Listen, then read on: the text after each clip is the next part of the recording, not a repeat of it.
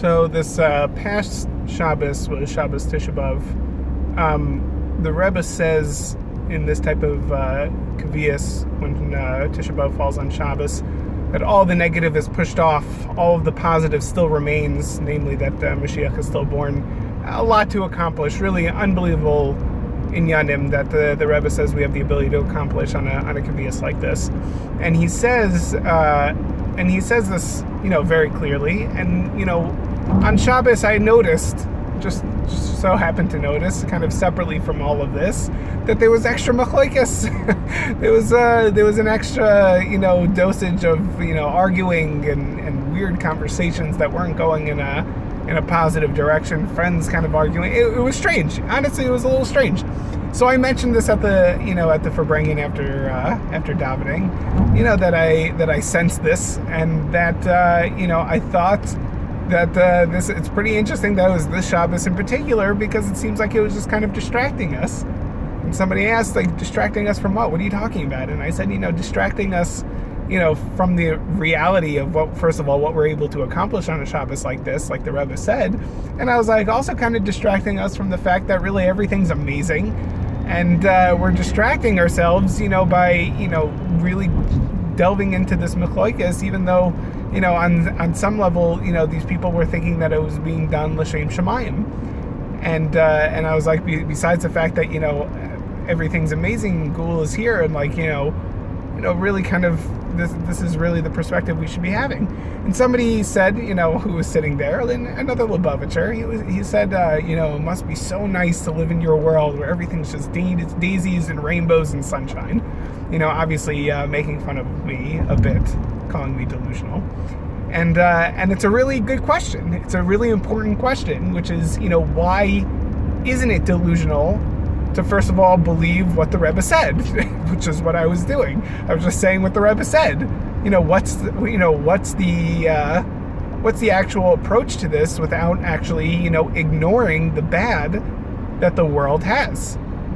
And the answer, very basically, is that nobody's preventing us from doing Torah and mitzvahs b'shleimus, and that's geulah.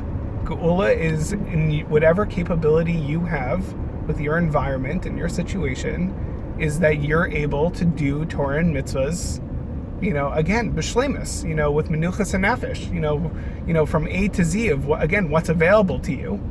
And the interesting part of it is that the negative that still does exist in the world, which the Rebbe says clearly in the Secha, negativity, the metzias of Ra still exists in Yemesa Mashiach, which means that there's still an existence of evil, in the beginning stages of Mashiach, that really that type of metzias only exists because we're not doing what we're supposed to, because we're not doing Torah and mitzvahs b'shleimus. And this is an incredibly important message, that you really should see the world as not hindering you from Torah and mitzvahs, but that you should see yourself as hindering yourself from Torah and mitzvahs. That this is the existence that is now totally available and accessible, and you have to hold on to it. And you're not being delusional by, saying everything is amazing. On the contrary, the fact that you see the world as being a stira to your menuchas and nefesh, your total serenity and ability, and thinking that the world is preventing you from really being the ultimate Jew that you have the ability to be, that's the issue. That's the delusion, because you're fooling yourself. You're fooling yourself into saying that the world isn't ready and that everything can't just change in a moment. And this is something that we have to recognize, that even though it's very easy to point externally, to all of the issues, we have to know that the source of all of those external issues is only coming because of what's going on internally. And we have to change ourselves internally. And really, again, when we see it this way, and when we start acting and living in this way of saying, I'm not going to have the distractions of the world hold me back from doing Torah and mitzvahs completely, or even just admit that the issues that I do see in the world are because I'm not doing Torah and mitzvahs, completely, b'shleimus, then we're going to be able to open our eyes and really see that that's the reality. And we're going to be able to hold on to the belief and knowledge that when we are going to do the right thing the world is going to follow suit. And when we do the right thing and open our eyes and we're going to see geulah in our own life, then the people around us are going to see geulah. They're going to see it through your life and then hopefully see it within their own life. And then ultimately the whole world is going to see it in this way. And this is what it really means, that the delusion is coming from the wrong perspective of the Ra.